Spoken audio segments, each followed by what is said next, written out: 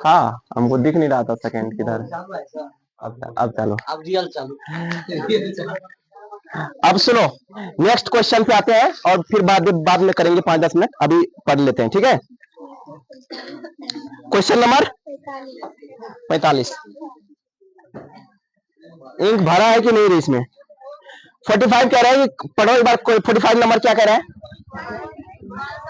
cos 60 degree into cos 30 degree minus sine 60 degree into sine 30 degree का मान क्या हुआ? ये तो बहुत ही बच्चा बच्चा बना लेगा। cos 60 का वैल्यू 1/2, cos 30 का वैल्यू माइनस साइन 60 का वैल्यू। क्या इसको सॉल्व कर लोगे? देखो सेम टू सेम है, यहाँ पे √3 माइनस √3y सॉल्व होके क्या हो जाएगा? ऑप्शन नंबर, जोर से बोलो, जोर से बोलो तो जय माता दी बोला करो, जोर से बोलो, जय माता दी। इरेज कर दो, हो गया, समझ में आ गया? जय माता दी उस हमको बोलने में दिक्कत होता है, कोई ऐसा नहीं ना है जिसको दिक्कत होता है बोलने में। समझ गए हो ना किसको बोलने में दिक्कत होता है? आता है ना, कोई आता है? ऐसा मत नाम मत लो किसी का, तो वीडियो बन रहा है ना, वीडियो बन रहा है, वीडियो बन रहा है। नहीं नहीं, क्लास है बाबू, क्लास का गाना सेट होता है क्या? रील बना रहे, मुजरा कर रहे हैं, टिकटॉक बनाने वाले लग रहे हैं तुमको? नहीं, टिकटॉक बनाने वाले लग रहे हैं। कितने सारे क्वालिफिकेशन बता दिए फिर भी तुमको वैल्यू नहीं समझ में आ रहा है। ऐसे हंसते हंसते निकल गया। चलो 46 नंबर पे आ जाओ। 46 नंबर क्या है? एक मीनार से 28, हाँ, एक मीनार से 100 मीटर की दूर स्थित बिंदु पर मीनार का उन्नयन कोण 60 डिग्री है, तो मीनार की ऊंचाई ज्ञात कीजिए। देखो ये मीनार है, इससे कितना मीटर दूर पे? 100 मीटर दूर, 100 मीटर दूर, यहां से उन्नयन कोण दिया हुआ है कितना डिग्री, तो इसका ऊंचाई ज्ञात करना है। तो इसमें tan थीटा लगेगा, ऊंचाई जब भी निकालना हो और बेस दिया हो तो tan थीटा लगाना होता है, राइट? यस और नो? √3 अरे √3 होता है ना सिर्फ 60 डिग्री का वैल्यू, h/100 100। तो यहां से क्रॉस मल्टीप्लिकेशन, कुछ नहीं नीचे तो 1 लगा दे, क्रॉस मल्टीप्लिकेशन कर दें तो h बराबर क्या हो जाएगा? 100 ऑप्शन नंबर, अरे जोर से बोलो, जोर से बोलो। चलो नेक्स्ट क्वेश्चन, नेक्स्ट क्वेश्चन किधर गया वो इरेज करने वाला? हाँ, फेंक दिया क्या? मिल गया। चलो नेक्स्ट क्वेश्चन पे आ जाओ। तो बच्चों तुम लोग डेली 100 क्वेश्चन घर पे बनाते हो कि नहीं बनाते, ये बताओ। नहीं बनाते हो तो जो तुम लोग अपने पैर पे कुल्हाड़ी मार रहे हो, मैं क्या कर सकता हूँ? चलो YouTube चैनल पे सब्सक्राइब कर देना सभी, पहले बोल रहा हूँ।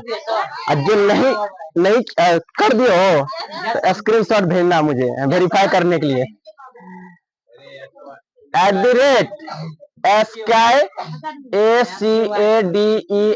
स्काई एकेडमी 76 सर्च करोगे, सबसे पहला नंबर पे चैनल आएगा, उसको सब्सक्राइब कर लेना है, लाइक कर देना, कमेंट कर देना अपना नाम, ताकि मुझे पता चले कि हम भी SST से हैं। नाम और SST लगा देना। SST मतलब, SST मतलब, हाँ, उससे पता चल जाएगा ना कि हमारे बच्चे सब है, उससे पता चल जाएगा कि हमें यहाँ के बच्चे हैं। ऐसे तो बहुत सारा पूरा इंडिया के बच्चे कमेंट कर देगा क्या? कोई बात नहीं, बैठो बैठो, डॉन का इंतजार था। चलो नेक्स्ट क्वेश्चन नंबर, ए अल्फा बराबर बीटा, अब बराबर कितना,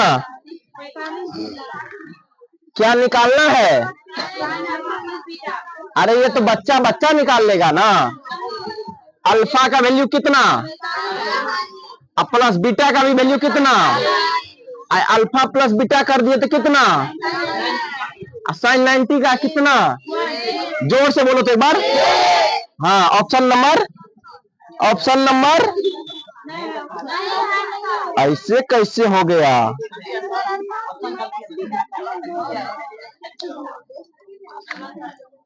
डरना भी नहीं है इसका मेरे प्यारे बच्चों। एक बात पता है, अल्फा प्लस बीटा का फॉर्मूला भी कुछ होता है। अच्छा साइन 45 का वैल्यू बताओ।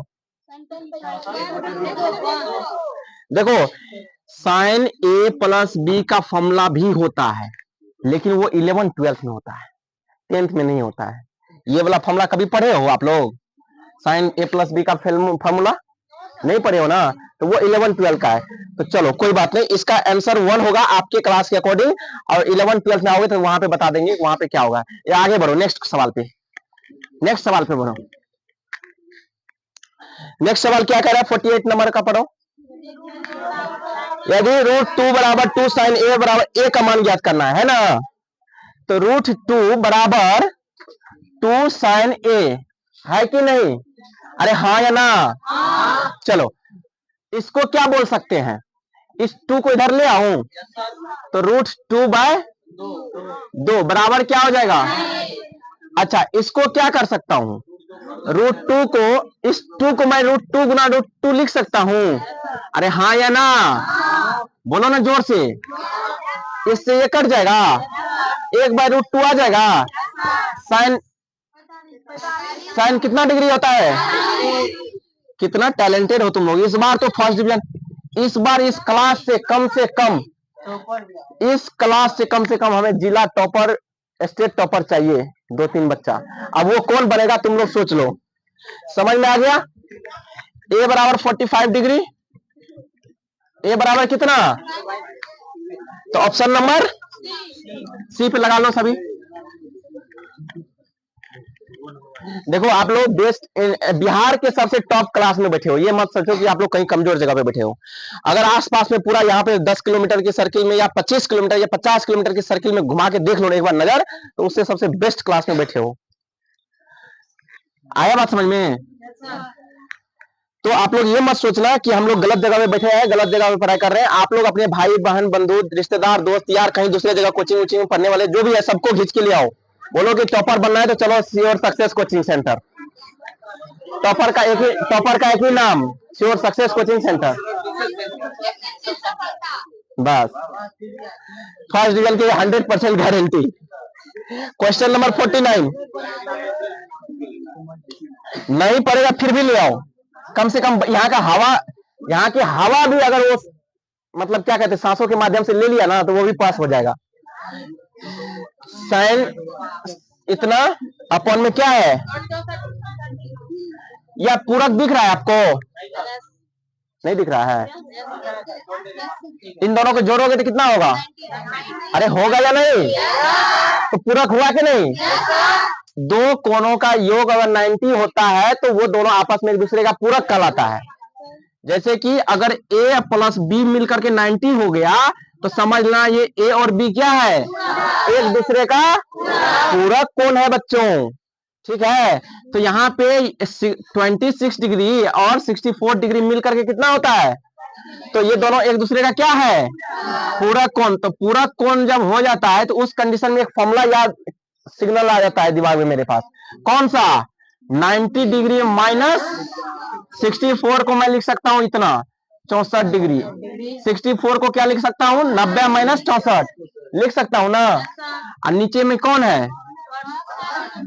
अच्छा इसका यहां से देखो 10 90 माइनस थीटा बराबर क्या हो जाता है? अरे जोर से बोल लो, अरे जोर से बोल लो, जोर से। अभी सरस्वती मैया का पूजा आने वाला है तो जोर से बोलो, 2 बार बोलो तो लास्ट वाला में बोलो तो उसमें जय माता दी बोल देना। फर्स्ट वाला में ये आंसर बोल देना, दूसरे वाला में जय माता दी बोल देना। ठीक है, लो मिटाने वाला भी। चलो इधर ही है ऑप्शन नंबर हाँ। चलो अब आ जाओ बच्चों, तुम लोग कितना टैलेंटेड हो देखो, सभी बच्चे बता रहा है आंसर। इसका इससे खुशी और क्या हो सकता है। नेक्स्ट क्वेश्चन नंबर 50 पे आ जाए। देखो 42 सेंटीमीटर व्यास वाले वृत्त की परिधि होगा। अरे 42 सेंटीमीटर दी दिया है तो इसका आर कौन बताएगा? आर बराबर d/2 फॉर्मूला होता है। जिसको पता है ठीक, नहीं पता है तो याद कर लो अभी के अभी। 42 सेंटीमीटर को 2 भाग में डिवाइड करोगे तो कितना होगा? अरे जोर से बोलो। ये क्या निकला? रेडियस। इसका परिधि निकालना है। क्या निकालना है बच्चों? परिधि का फॉर्मूला क्या होता है? 2 पाई। जोर से बोलो। 2 गुना 22 पाई का मान होता है बच्चों 22/7। आर का वैल्यू कितना है? इस 7 से 3 बार में कट जाएगा। 2 गुना 22 कितना हो जाएगा? सही बोल रहे हो ना? विश्वास कर ले। तो 132 सेंटीमीटर। कोई दिक्कत? ऑप्शन नंबर क्या किया है? 2 को 22 से गुना कर दिया, 44 हुआ। 44 गुना 3 कर दिया। जिस बच्चे को नहीं समझ में आ रहा है, यहाँ पे कहते हैं ना कि जो अपने आप को पूरा गोबर गणेश समझता हो वो भी इस क्लास में बैठे रहेगा तो वो टॉपर बन जाएगा। बस बैठे रहो। मैथ इतना इससे आसान कौन बना सकता है रे? इससे आसान दुनिया के कोई टीचर बना सकता है? सिंपल कितना तोड़ दिए कि 42 का 2 भाग में डिवाइड कर दिए, आर निकल गया। 2 पाई आर एक फॉर्मूला होता है, उसमें रख दिए और उसको सॉल्व कर दिए। तुमको 5 दिन मेरे पास बैठ जाओ, तुम्हारा मैथ में महारत नहीं हासिल कर हो जाओगे तो फिर कहना तुम मैथ की महारत हो जाओगे और अगले 6ठा दिन से तुम खुद मैथ पढ़ाने लगोगे। हाँ, डेली देखो, मैथ को बनाने का एक ही तरीका है। बोलो क्या? दुक्का से लेकर के बिस्का तक जुबान पे होना चाहिए। पहली बात, 1 से लेकर 20 तक का स्क्वायर जुबान पे होना चाहिए। ठीक, 1 से लेकर के कम से कम 15 तक का क्यूब होना चाहिए।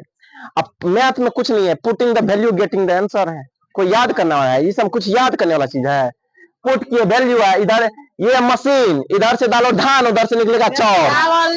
वही है भुट्टा, एक साइड से भुट्टा।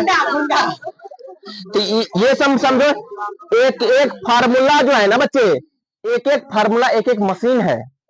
एक एक फार्मूला क्या है? तो इस फार्मूला में देखो क्या डाले हमने, आर डाला, निकला क्या? निकला कि नहीं निकला?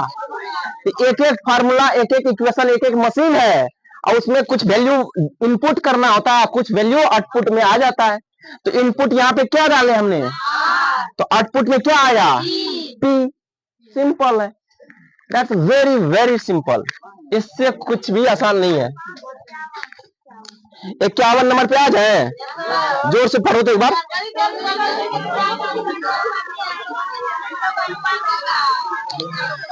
देखो मेरे प्यारे बच्चों, R1 और R2 का अनुपात दिया गया है कितना? घबराना नहीं है, सर सुर मत बोलना, अभी अभी शांति से पढ़ना है बच्चों। तुम लोग इतने होशियार हो, इतने समझदार हो, इतने ज्ञानी हो, इतने अच्छे टीचर आपको पढ़ा रहे हैं, जो पूरे इंडिया को घुमा के आ चुका है वो टीचर पढ़ा रहे हैं। इससे मतलब पूरा इंडिया को, मतलब पूरे इंडिया के बच्चे को पढ़ा के आए हुए हैं। और इससे पहले मैं दिल्ली में पढ़ाता था, उससे पहले मैं मुंबई में पढ़ाता था, उसके बाद कोई दिन पटना में पढ़ाया, चेन्नई में पढ़ाया। ऑनेस्टली बोल रहा हूँ, दिल्ली अकेले अपने आप में पूरा महाभारत है, पता है कि नहीं? पूरा दुनिया, दिल्ली में सारे दुनिया का लोग है, पता है तुमको? दिल्ली में पूरे दुनिया, दिल्ली और मुंबई में पूरा दुनिया का लोग है, पूरे विश्व का, सारे देश का लगभग ऑलमोस्ट 100%। चीन का लोग तो इधर बिहार में तुमको मजदूरी करते हुए मिल जाएगा। देखो इधर शांत रहो। R1 का रेशियो कितना दिया हुआ जी? अच्छा देखो, अगर R1 और R2 का रेशियो दिया रहे दो त्रिभुज वृत्त का, तो उसका जो क्षेत्रफल होता है ना बच्चे, सिंपल इसी का स्क्वायर हो जाता है, 4/9। आंसर सिंपल क्या हो जाता है? स्क्वायर। लेकिन कैसे होता है वो तरीका बताता हूं। पाई आर स्क्वायर, अब पाई आर, तो ये देखो पाई पाई कट गया, R1 का स्क्वायर R2 का स्क्वायर हो गया ना। तो R1 पहले था 2, इधर है 3, तो इसका स्क्वायर कर देंगे, ये हो जाएगा 4/। कोई दिक्कत? अरे हाँ या ना?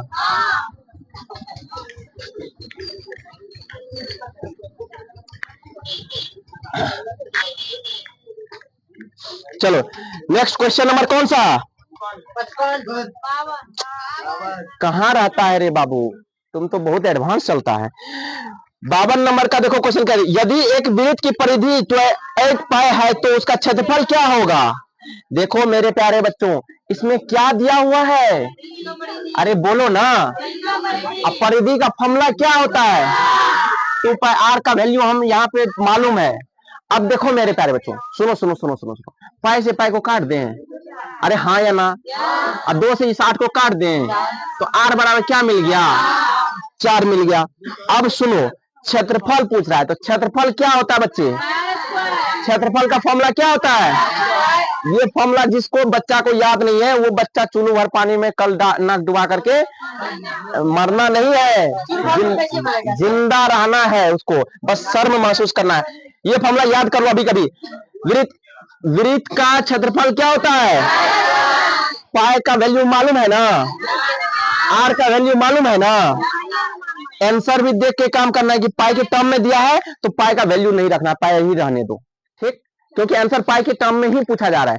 आर का वैल्यू रख दो, आर का वैल्यू कितना रख दें और उसका क्या कर दें? तो बताओ मैथ मजबूत हुआ तुम्हारा? यहाँ पे 4 का स्क्वायर कितना होगा? 16 गुना पाई कर दें, तो कहो तो मैथ मजबूत हुआ कि नहीं हुआ? इसमें इससे आसान कोई बता सकता है? इससे आसान कोई हो सकता है? अरे बोलो ना हाँ या ना। इससे इसमें क्या समझ में नहीं बला जीता, ऐसा कुछ बताओ जो आपको समझ में नहीं आया हो। समझ में सबको आ गया? इतना आसान आसान तुम लोग के क्लास में सवाल रहता है कि तुम लोग जो है ना टॉपर बनोगे, टॉपर। मानो अपने आप को कि आई एम टॉपर, बोलो कि मैं सफल हो सकता हूं, मैं फर्स्ट डिवीजन ला सकता हूं, मैं बिहार में टॉपर बन सकता हूं। बोलो 4 बार अपने आप को। देखो देखो सुनो, तुमको बहुत बहुत गुर रहस्य बता रहा हूं। ये ब्रह्मांड जो है ना, पूरा सृष्टि, जिसमें ये पृथ्वी, चंद्रमा, सूर्य, लोग, वेद, जीव जंतु, करोड़ों असंख्य जीव जंतु है कि नहीं? इस सब को कोई ना कोई चला रहा है कि नहीं? जैसे ये कोचिंग चल रहा है तो कोई ना कोई चला रहा है, तभी तो चल रहा है। इतना बड़ा सृष्टि बिना कोई चलाने चल रहा होगा क्या? उसका भी कोई ना कोई होगा। तो उस महान आत्मा के पास, उस महान एनर्जी के पास जो इस पूरे सृष्टि को चला रहा है, उस सृष्टि के चलाने वाले के पास अपनी सिग्नल को जोड़ लो, बस हो गया तुम्हारा बेड़ा पार। अब वो जोड़ने का तरीका एक ही है, जब भी उठो सिंपल खुले आसमान में जाकर के उस ब्रह्मांड की अनंत शक्ति का आह्वान करो। अरे सुनो तो पहले यार, ऐसा महान रहस्य बता रहा हूं ना, तुम लोग सच में सफल हो जाओगे। कि महान रहस्य क्या है? ये द सीक्रेट नाम का एक बुक है, उसमें पढ़ के मुझे प्राप्त हुआ है। द सीक्रेट नाम का एक बुक है जिसका राइटर रोंडा बाइन है, वो विदेशी राइटर है, ठीक है, इंडिया का नहीं है। और वैसे गीता जो है उसमें सारा रहस्य छुपा हुआ है, उसको पढ़ लिया तो जीवन में सब कुछ समझ में आने लगेगा। कभी भी अगर दुखी मन हो जाए, कभी भी निराश हो जाए, तो सबसे गंदा गंदा विचार आने लगे मन में, थॉट आने लगे, निगेटिव थॉट आने लगे, क्या करें ना करें, हताश हो गए, घर परिवार टूट रहा है, मैं सफल नहीं हो पा रहा हूं, आगे आपके जीवन में ऐसा आएगा, तो सबसे पहला काम करना बिल्कुल ब्रह्मांड की उस अनंत शक्ति पे विश्वास करना कि वो इतनी सृष्टि को चला रहा है, इतने करोड़ों रुपया को लेन देन करवा रहा है, लोगों से करा रहा है ना, देश विदेश में ट्रांजेक्शन करवा रहा है, लोगों से ट्रांजेक्शन करवा रहा है। तो हमारा तो ये छोटा सा समस्या हमको क्यों नहीं हल कर सकता है? बस उस पर विश्वास करना है और जोर से आह्वान करना है उसे कि हे ब्रह्मांड की अनंत शक्तियां, अगर आप इस समस्त सृष्टि को चला रहे हो तो हमारा तो एक छोटा सा प्रॉब्लम है, हमको बस फर्स्ट डिवीजन करवा दो, हमको सिर्फ फर्स्ट डिवीजन करा दो। आपने लाखों करोड़ों लोगों को आईएएस ऑफिसर बना दिया, लाखों करोड़ों लोगों को डीएम बना दिया, किसी को मंत्री संतरी बना दिया, हमारा तो बस एक छोटा सा बच्चा का एक कृपा है भगवान की, हमको बस एक फर्स्ट डिवीजन करवा दो। अभी आपके लिए बस इतना ही इच्छा करना है। जब आप अपने तन मन से स्वच्छ हो, जब आपका मन आपका तन स्वच्छ हो, तब ये सब विचार अगर ब्रह्मांड को भेजोगे तो ब्रह्मांड आपको वो सिग्नल के रूप में एक्सेप्ट करेगा। इनपुट आपने दे दिया, अब वो आउटपुट देगा, आपसे मेहनत करवाएगा और आपसे वो रिजल्ट लाएगा। अगर नहीं भी लाया, सुनो, नहीं भी लाया तो उस पर फिर भी विश्वास रखना है, क्या पता उससे बेटर अपॉर्चुनिटी आपके लिए रखा हो भगवान ने। भगवान मानो, अल्लाह ईश्वर, गॉड ईश्वर, जो आप मानते हो वो मानो, कोई दिक्कत नहीं। हम ये नहीं कहते कि तुम सिर्फ भगवान को मानो, आपको जिस धर्म में, जिस जाति में, जिस कास्ट में, जिस रिलीजन में आपको विश्वास है, ट्रस्ट है, सबका एक ही रचना है, तो उसमें मान करके उसको बस एक सिग्नल देना है कि hey God, I want only one result, first division, that's it. आप जिस भी भाषा में कम्युनिकेट करना चाहते हो, हिंदी, इंग्लिश, संस्कृत, सब भाषा उसको आता है, सब भाषा। 30 में भी देवनागरी तो संस्कृत है सर। देवनागरी लिपि है। लिपि है ना, हाँ। देवताओं की भाषा संस्कृत है सर। देवता सब भाषा समझते हैं। तुम हिंदी में इंग्लिश में भी बोलोगे तो वो समझ जाएंगे। संस्कृत में सर। जरूरी नहीं है संस्कृत। जिसको नहीं आता संस्कृत क्या करेंगे? हमको संस्कृत नहीं बोलना आता, हम क्या करेंगे? इंग्लिश में बोल देते हैं। पूछिए। जब पढ़ने के लिए बैठते हैं ना तो पढ़ने से दिमाग हट जाता है, पढ़ने का मन ही नहीं करता। हाँ, ये बहुत, इसके लिए सुनो, हंसना नहीं है, ये बहुत इंपॉर्टेंट क्वेश्चन है। सभी बच्चे के पास ये समस्या होता है। पढ़ने बैठो, मन में गलत गलत थॉट चलने लगता है, वो उसने ये बोल दिया, उसने वो बोल दिया। तो सबसे पहले करो निगेटिव वायर को कट। सबसे पहले क्या करना है? अपने ब्रेन में से निगेटिव वायर को कट करना है, जो आपको निगेटिव सिग्नल दे रहा है। जैसे कि आपके घर परिवार के कुछ सदस्य होंगे, या आपके दोस्त यार होंगे, आपके स्कूल के कुछ सदस्य होंगे, या कोई आस पड़ोस के होंगे, जो आपको निगेटिव सिग्नल दे रहा है। आपके ब्रेन में लग रहा है कि ये आदमी हमको निगेटिव चीजें डाल रहा है। अरे रुको तो यार, जो आदमी लग रहा है निगेटिव सिग्नल दे रहा है, just cut the wire from your brain, connection between negative thoughts and your brain, just cut. उसको कट करना है। और वो कट होगा कैसे? तो आपको अपने थॉट से धीरे धीरे होगा। आप बैठो पढ़ने के लिए और कसम खाओ। सबसे बड़का रीजन है, आपको दृढ़ संकल्पित होना पड़ेगा अपने कर्म के प्रति, कि मन को कंट्रोल कैसे करें। मन को कंट्रोल करना इतना आसान नहीं है। हवा की झोंका को अर्जुन ने पूछा था कृष्ण से महाभारत के युद्ध में कि हे कृष्ण, मैं चाहूं तो बाण से इस बहती हुई हवाओं की दिशा को बदल सकता हूं, मैं अगर चाहूं तो धाराओं को बदल सकता हूं, मैं अगर चाहूं तो बहती हुई गंगा को रोक सकता हूं, लेकिन इस मन को कैसे कंट्रोल करें? ये कंट्रोल नहीं हो रहा है कृष्ण, इसका उपाय बताओ। ये समगौत ज्ञान की बात दे दिया तुम, ये बात बताओ कि मन को कैसे कंट्रोल करें। तब कृष्ण ने बोला, हे पार्थ, हे योद्धा, हे धनुर्धर, हे गांडीवधारी, हे कुंती पुत्र, तुम मन को एक ही तरीका से कंट्रोल कर सकते हो, अभ्यास के तलवार से। अभ्यास के तलवार क्या है? तो अभ्यास का तलवार यह है कि जो तुम्हारा मन नहीं कर रहा है करने के लिए, वही काम करो, लेकिन वो काम सही होना चाहिए। अभ्यास करो बार बार। जैसे मैथ बनाने का मन नहीं कर रहा है, तो बैठो कॉपी पे, हाथ पैर को बांध करके और पलथा मार करके, अरे पलथी मार करके, मतलब मन को, शरीर को अस्थिर करके। बांधने का मतलब हुआ मन से बांधने का। अब वो जोड़ी से नहीं बांध लेना है, समझने वाला समझ गया होगा। अब तुम लोग ठीक है, शांत रहो। तो मन को पहले बांधना है, अपने मन के धागा से पैर को बांध करके बैठना है, उसको इधर उधर वाइब्रेट नहीं करने देना है। शांत जगह पे जाकर के बैठ जाना है, मन को कंट्रोल करना है। अगर कुछ नहीं मन करे ना तो 5-10 सवाले याद कर लो, 5-10 फॉर्मूले याद कर लो। कुछ नहीं मन कर रहा है तो टेबलें लिखना शुरू कर दो। बचपन में जो टेबल लिखते थे 1 2 3 वाला, वही सब शुरू करना शुरू कर दो। लेकिन आप अपने एजुकेशन से रिलेटेड चीज होनी चाहिए। आपके जो एग्जाम में आने वाली चीजें उससे रिलेटेड होनी चाहिए। वो चीजें, वो आपको फायदा पहुंचाएगा। कुछ मन ना करे, किताब उल्टाओ किसी महापुरुष का, वो पढ़ना शुरू करो। कुछ मन ना करे तो गीता, अपने पास एक धार्मिक ग्रंथ रखा करो गीता, उसको 1-2 पेज पढ़ लिया करो। वो भी मन ना करे तो अपने बुक निकालो, मैथ का फॉर्मूला याद कर लिया करो, 10 बार उसको लिख भी करा करो।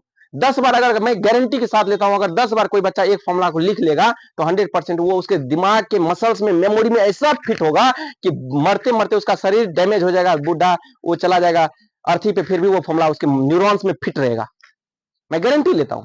क्या आपको मैं अगर बोलूं अभी अगर मैं बोलूं कि ABCD लिख के दिखाओ, सभी लिख पाओगे कि नहीं लिख पाओगे?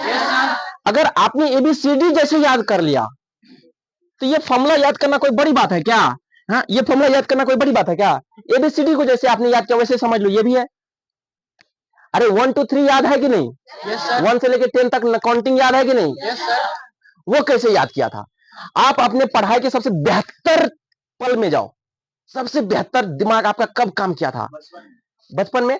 तो वही वाला दिमाग हमेशा बचपन वाला क्यूरियोसिटी रखो। ये सोचो कि हमें वही उसी स्थिति में है अभी। माइंड को बच्चा के जैसे रखना है, माइंड को क्यूरियस माइंड बना के रखना है। माइंड को जैसे भर लोगे तो फिर उसमें ज्ञान जाएगा नहीं। उसको बच्चे के माइंड जैसे खाली माइंड रखो। बच्चे का माइंड बहुत खाली होता है, वो बार बार पूछते रहता है, क्वेरी करते रहता है, अपने आसपास के लोगों से क्वेश्चन करते रहता है कि ये कैसे हुआ, ये क्या है, वो कौन है, पूछते रहता है कि नहीं?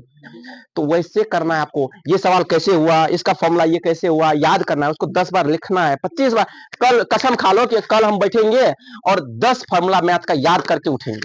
कसम खा लो, याद है ना? तो टोटल फॉर्मूला याद करना है। टोटल मैथ में जितना फॉर्मूला कितना होगा, जरा मुश्किल से 100। कल मेरा ये टारगेट है सभी को। चलो होमवर्क दे रहा हूं, ये देखते हैं कौन बच्चा करके आता है। होमवर्क ये है कि मैथ का ऑल फॉर्मूला आपके सिर्फ क्लास 10th का, मैथ क्लास 10th का ओनली। हाँ, जितने मुश्किल से कितना फॉर्मूला होगा, कोई अनुमान बता सकते हो कितना होगा? 50 से 100 नहीं होगा, 50 से 60, ज्यादा मान लेते हैं 80 फॉर्मूला होगा। एक दिन में अगर 10 फॉर्मूला याद करते हो तो कितना हो जाएगा 10 दिन में? 10 दिन में 100 फॉर्मूला याद होगा कि नहीं होगा? 100 फॉर्मूला जिस बच्चे को याद हो गया उसको टॉपर बनने से कोई नहीं रोक सकता है, 100%। तो जो कृष्ण ने बोला था गीता में अर्जुन को, वही बात मैं आप लोग को बता रहा हूं कि सिर्फ अभ्यास ही एक ऐसा चीज है जो मन को कंट्रोल कर सकता है। अभ्यास in the sense of positive work. अभ्यास कहां पे करना है? पॉजिटिव प्रोग्रेसिव वर्क में करना है। निगेटिव वर्क में या जो आपके जीवन को बर्बाद करने वाला काम है उसमें नहीं अभ्यास करना है। अभ्यास दोनों जगह होता है बच्चा, ठीक है? तो आप पॉजिटिव वर्क में करना है। पॉजिटिव वर्क कौन कौन सा है, आप कैसे पता करेंगे? तो आपका अध्ययन से रिलेटेड जितना भी काम है वो पॉजिटिव वर्क है। जिससे समाज को फायदा होगा वो आपका पॉजिटिव वर्क है। जैसे 50 फॉर्मूला याद कर लिया, वो पॉजिटिव वर्क है। कल चल के वो फॉर्मूला कहीं किसी कॉम्पिटिटिव एग्जाम में आपको पूछ लेगा, आप बता दोगे तो आपका जो है 1 नंबर मिल जाएगा, आप क्वालिफाई हो जाओगे। आप हमारे जैसे बीपीएससी यूपीएससी सब क्लियर कर दोगे, आप भी फर्स्ट डिवीजन से पास हो जाए। अब मुझे गारंटी है इसमें से बहुत सारे बच्चे फर्स्ट डिवीजन होने वाले हैं, और वो उसमें से क्या पता आप ही हो। सचमुच मैं बोल रहा हूं कि मैं जो विजन कर रहा हूं कि इसमें से बहुत सारे बच्चे ऐसे हैं जो फर्स्ट डिवीजन होने वाले हैं। तो अब आप रेगुलर क्लास आओ, ये होमवर्क कल करके लाना। अभी कॉपी में सभी लिखो, होमवर्क कॉपी में लिखो। आप लिखने से क्या होता है कि संकल्प शक्ति मजबूत होती है। कॉपी पे लिखा करो 10 बार कि मुझे फर्स्ट डिवीजन होना है। कॉपी पे लिखो मुझे फर्स्ट डिवीजन, मैं फर्स्ट डिवीजन हूं, ऐसे लिखो वर्तमान काल में उसको, मैं फर्स्ट डिवीजन हूं। वर्तमान काल में लिखो, भविष्य में नहीं लिखो। वर्तमान काल में लिखा करो कि मैं फर्स्ट डिवीजन हूं, और वहां पे होमवर्क लिखो कि मैथ का क्लास 10th का ऑल फॉर्मूला याद करके आना है। ऑल फॉर्मूला एक छोटा 5 पेज में, सुनो ध्यान से, 5 पेज में सारे फॉर्मूला पहले लिख लेना। सारे फॉर्मूला को क्या करना है 5 से 6 पेज में लिख लेना, और उसका एक पर्ची बना लेना। कल वो पर्ची हम सबका देखेंगे। 5-6 पेज में वो सारे फॉर्मूला लिखे होने चाहिए। और रफ वर्क में आप 10 बार लिखो, कोई दिक्कत नहीं है। रफ वर्क में 10 बार लिख लेना। मोबाइल उधर है, टाइम भी बताते रहना बुआ। चलो होमवर्क लिख लिया आपने, ठीक है, आगे बढ़े।